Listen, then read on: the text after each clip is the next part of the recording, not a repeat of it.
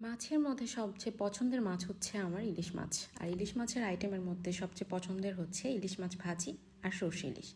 তো আজকে বানিয়ে ফেলবো সর্ষে ইলিশ।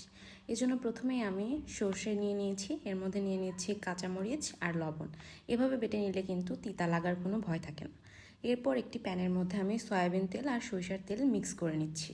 তার মধ্যে আমি পেঁয়াজ বাটা দিয়ে দিচ্ছি। এর মধ্যে আমি কোনো কাঁচা পেঁয়াজ বা কাঁচা মশলা ব্যবহার করব না। তার মধ্যে দিয়ে দিচ্ছি সামান্য পরিমাণ লবণ, মরিচের গুঁড়া, হলুদের গুঁড়া আর ধনিয়ার গুঁড়া।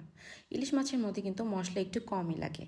এরপর মশলাগুলো কষানো হয়ে গেলে আমি এর মধ্যে অল্প পরিমাণ পানি দিয়ে দিচ্ছি।